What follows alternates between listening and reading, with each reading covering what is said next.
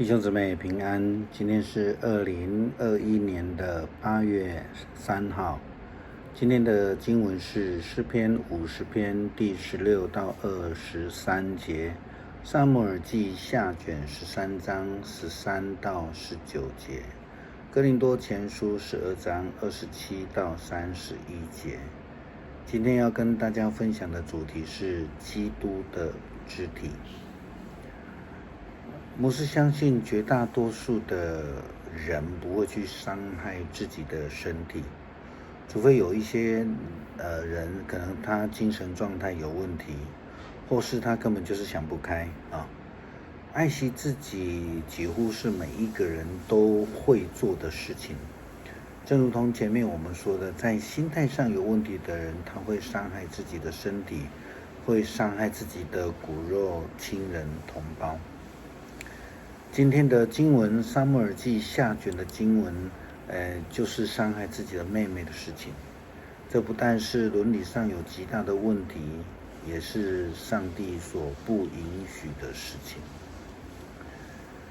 教会同工的关系应该就是如同一个身体里面的许多肢体一样。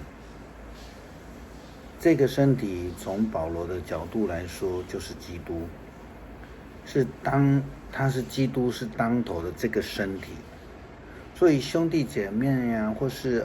教会的同工们，应当就是身体当中的不同肢体之一。保罗用哥林多前书12章一整章来说明这样的一个概念，还有基督徒的信仰生活的品质。第1节到第3节，他以圣灵的恩赐来谈到个别的差异，然后他又接续在第4节到11节，则提得到了这个恩赐有分别，但是都来自同一个圣灵。那最后12节到31节是谈到，虽然我们都有不同的肢体都有不同的能力，都有不同的功能，但都是同属基督，来自同一个圣灵，并且保罗非常的清楚的强调，肢体彼此之间不能排斥对方，而需要彼此的接纳，彼此的赞赏。27节到31节，哥林多前书12章这一段呢，是我们今天的经文。他更进一步提到，在教会里面不同服事者的恩赐跟能力，不可能大家都一样，不可能所有的人都行异能，不能所有的人都做先知，不能都追求同样的医治能力。在教会里面有不同恩赐的人一同来服事，不同的服事，不同的角度，不同的职务是相辅相成的，因为我们都是为了同一个目标，就是说同一个圣灵，为了基督来服事的。在哥罗西书第3章17节，保罗这样说道：无论做什么，或说话，或行事，都要奉主耶稣的名，借着他感谢父神。这是非常清楚的然后这进一步在23跟24节，他又进一步告诉我们说，无论做什么都要从心里做，像是给主做的，不是给人做的。因为你们知道，从主耶稣必得着基业的赏赐，你们所侍奉的乃是主基督。所以我们不是服侍人，借着服侍人是在服侍主基督，借着坐在人的身上，其实是坐在主的身上，是为基督而做。因为基督是教会的头，是我们肢体的头，我们所做的一切都是在基督的下令之下，就好像脑部下指令，像牧师现在手在比，嘴巴在讲，都是脑在下指令，基督在下指令，我们全部的肢体就配合的运作。保罗非常清楚的提醒哥林多教会的基督徒说道，恩赐原有分别，圣灵却是一位；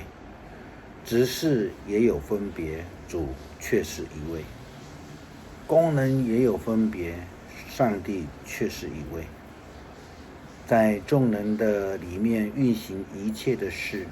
圣灵显在个人的身上，是叫人得益处。这人蒙圣灵赐给他智慧的言语，那人也蒙这位圣灵赐给他知识的言语。又有一人蒙这位圣灵赐给他信心，又有一人蒙这位圣灵赐给他医病的恩赐。又叫另外一人能够行异能，又叫另外一个人能够做先知，又叫一人能够辨别诸灵，又叫一人能够说方言，又叫一人能够翻方言。这一切都是这位圣灵所运行随己意分给个人的。更重要的不是就是说不能彼此排斥。保罗进一步在经文里面又说到，假若说这个脚说我不是手啊，所以我就不属乎身子啊，他不会因为这样子就不属乎身子。假设耳朵说我不是眼睛，所以我不属乎这身子，那他也不会因此就不属乎身子。若是全身都是眼睛，哪里能够听？那一定很奇怪，对不对？若全身都是耳朵，哪里能闻呢？但如今上帝随着自己的意思，把肢体各安排在身上了。若都是一个肢体，那身子在哪里呢？但如今肢体是多的，身体却是一个。眼不能对手说我用不着你，头也不能对脚说我用不着你。保罗甚至更进一步教导他说，不但如此，在身上肢体人以为软弱的，更是不可少的。身上的肢体我们看为不体面的，越发要给它加上体面；不俊美的，越发得着俊美。我们俊美的肢体自然就用不着装饰，但这个上帝配搭这身体，加倍的体面的要给那些有欠缺的肢体，免得身上分门别类，总是肢体要彼此照顾。若是一个肢体受苦，所有的肢体就一同受苦；若是一个肢体得荣耀，所有的肢体就一同快乐。基本上这样的概念就是社会福利制度的一个概念。富裕的人不需要照顾那些缺乏人才需要，甚至富裕的人要提供协助。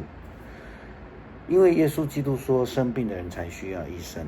他来是招罪人，不是要招义人因为义人他不需要嘛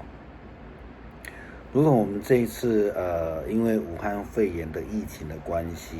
我们在国内开始接受了这个疫苗的注射，相信许多的兄姐都有共同的体会。虽然疫苗是注射在手背上，但就不会说只有这个地方痛痛的，或是不舒服而已。